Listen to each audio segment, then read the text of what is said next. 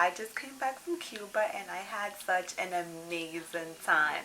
I was there for a short amount of time, 4 days, 3 nights, which wasn't enough time for me to explore all of Cuba or the main places that I wanted to visit.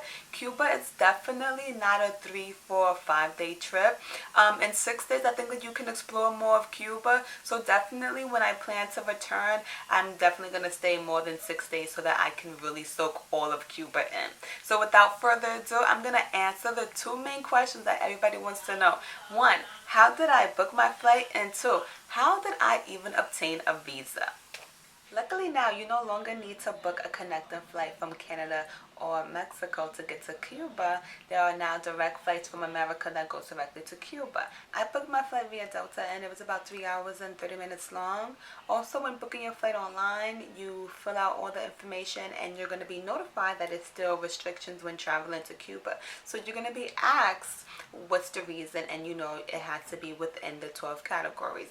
You select whatever reason. I personally picked people to people and proceeded to check out, and it was easy peasy. Like, now, how did I get my visa? I got my visa at the airport. A lot of people said that to call Delta and have it mailed to you or have it ready for pickup. You could do that, but do not make it harder than what it is. I got my visa at the airport at the gate for $50. I got my visa at the airport at the gate for $50. When you get to the gate before boarding, you have to buy a freaking visa. You're not going to get on that plane without them calling you on the speaker and verifying that you have a damn visa. You have to fill out the OFAC form where you select what is the reason for your travels. And that's it. It's simple. You buy your $50 visa at the ticket gate. So when you get on the plane, you're going to fill out your visa information, which is going to be like your name, passport information, and I think nationality, right? It's going to be two-sided.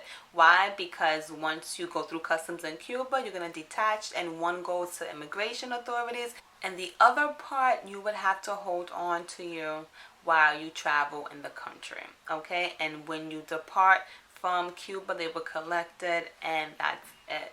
Simple. Also, you have to keep your boarding pass because that will be your medical insurance while in Cuba. So God forbid, which we all hope that we don't have to have any type of emergencies, but things happen. So that is your insurance card in Cuba, your boarding pass. Okay. So you must make sure to safeguard your passport, visa, and boarding pass just in case anything happens to you while in Cuba. So going through customs in Cuba was super easy and fast. Like, every freaking booth had somebody working, which is not even like that in America or any other country that I have. So it was just so simple. There was a line. You just go through. You give them your passport. You give them your visa. And then they'll ask you, so what's the reason for your travel? And you give them that. That's it. They take a little picture of you. You go through the gate, and that's it. We didn't check in any bags because we heard a lot of horror stories about people checking in their bags and they becoming missing and stuff like that. So I wasn't really with it. I was like, So after we completed everything with customs, we ran out the airport to start our adventures in Cuba. I want to thank you for watching, and I hope that this video helps you out on your trip to Cuba. Also, don't be a stranger. Comment below, like, subscribe, and share the video. Also, check out my other videos on Cuba. Until next time,